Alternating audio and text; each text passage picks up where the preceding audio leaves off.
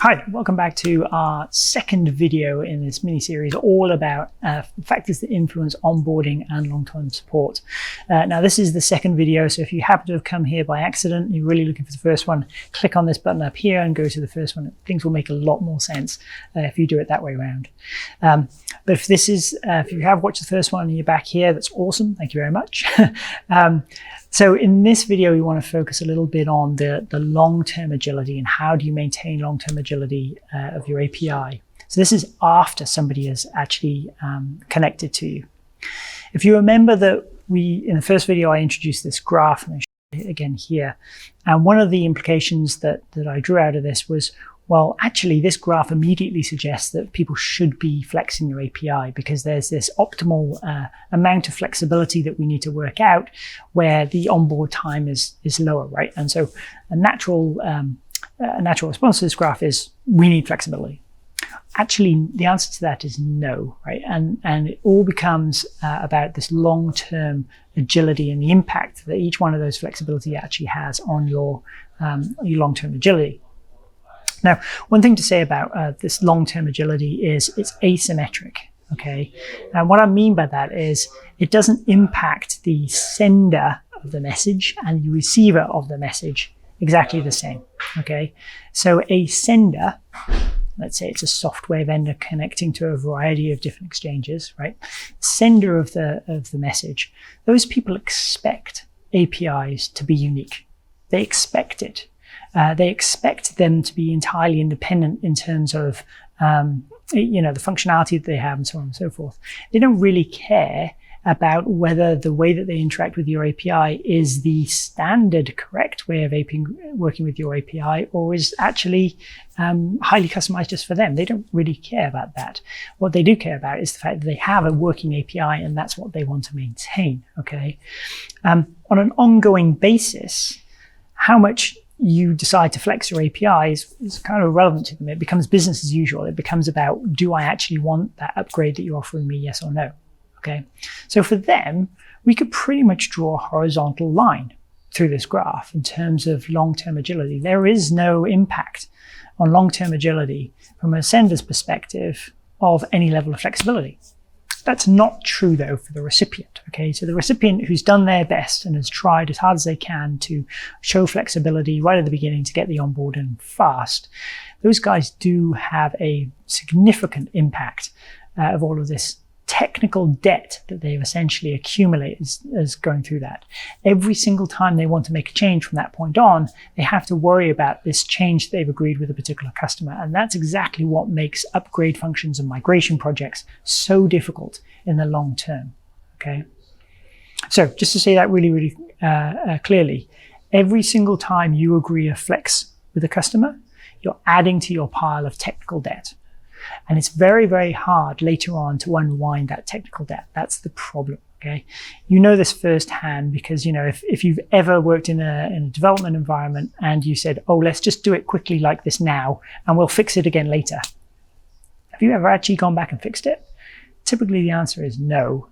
You just accumulate the technical debt again. Eventually you end up wiping the whole thing out and starting again, right? It's not, the incremental fixes are not necessarily the things that will be done later on. They don't rise to that priority level. And that's certainly true if you've built something thinking that you're doing something short term to accommodate a particular customer and you'll unwind it later. Typically, you don't end up doing those things until it becomes overwhelming and you're forced into it, okay? So migrations are painful for this particular reason. What happens typically is once the connection is made, everybody's mindset moves from cooperation towards resistance. It moves from cooperation about getting this thing live to resistance of any further change. We've assembled our house of cards. We don't want to touch the house of cards. We don't want it to fall down. And that actually comes from both parties for slightly different reasons. On the sender's side, so the software vendor who's connecting to your API, typically what they want to know is, I've got an API, it's working today, you're sending me some functional upgrade, why should I care? Like, why should I care about the functional upgrade? Do I need this piece of functionality at all? And if you've ever been through this experience yourself, you'll realize that actually getting a vendor to upgrade later on is significantly harder than getting them to do that first time round. They just simply don't have the time or bandwidth to do it. What they are looking for, though, from you as an API provider is some backwards compatibility, essentially telling them they don't have to do anything. That's the ideal, and of course they want that. From the recipient's side, so the person who's actually receiving orders in, the API provider, from their perspective, the question is, am I forcing somebody to do something? Okay, because if I'm forcing somebody to do it, I've put something on the critical path for me delivering this project. If I can't get that vendor to do some work by this particular time, then the whole project fails. That's the sort of thing that they always try to avoid. And so backwards compatibility becomes the name of the game. They're all desperately trying to avoid mandatory impact on their customers. This is actually quite a negative situation, because if you think about it, the API providers, the destinations, the exchanges, things like that, they want to differentiate themselves. And how are they going to do that? They're going to do that by innovating. How do you innovate? Well, typically you need new messages, new functions to trigger various different fancy order types and new algos or something like that. And how do you actually launch those things while at the same time deliberately reducing the amount of impact that you have on particular customers? And dealing with customers whose natural reaction is, I don't want to make change because this API is nice and solid. Okay, so it's actually quite a very difficult situation for people to come through. But what I'd say is that the long-term best outcome for people when we're thinking about trading off the initial onboard with the long-term agility is go for the maximum functionality you possibly can in the initial onboard, save yourself having to do it later, and also try to get away with the minimum possible technical debt that you can in that initial onboard. So if you remember my graph talking about highest time for no changes whatsoever, followed by quite a steep gradient for the quick wins. It's the steep gradient that you need to look for. Try to do as fewer quick wins as you possibly can, get to a reasonable level, and then stop. Minimize the amount of technical debt that you actually accumulate over time. Less technical debt acquired at the beginning means greater agility on the long term.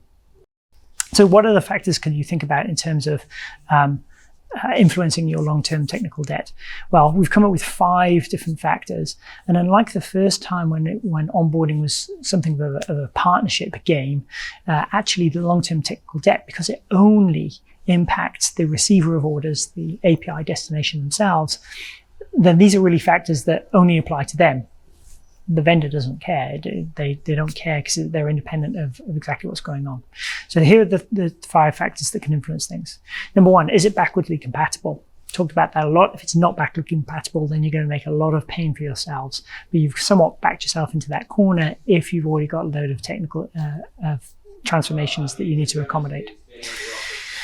Number 2, have you captured customer-specific customizations right up front? So you've heard me talk in other videos about the importance of capturing customer capabilities and quirks associated with individual customers. If you've done that homework ahead of time, then things like this are going to be significantly easier, okay? You're going to be able to work out exactly what the impact of any given upgrade is on a customer, target them specifically. Have you regression tested the change that you're about to make? If it's not well regression tested using customer specific data, then you're going to cause problems later on for yourself. So regression test things thoroughly using production data or something like that. The 4th question is really who has implemented this functionality? Again, this comes a little bit down to capturing customer capabilities at the beginning. Who is actually using this functionality today? Who is impacted by you offering this new function? How are they impacted?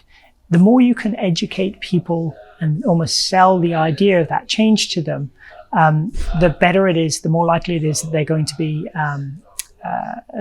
undertaking the work to actually go ahead with it, and therefore reduce your long-term delays around agility.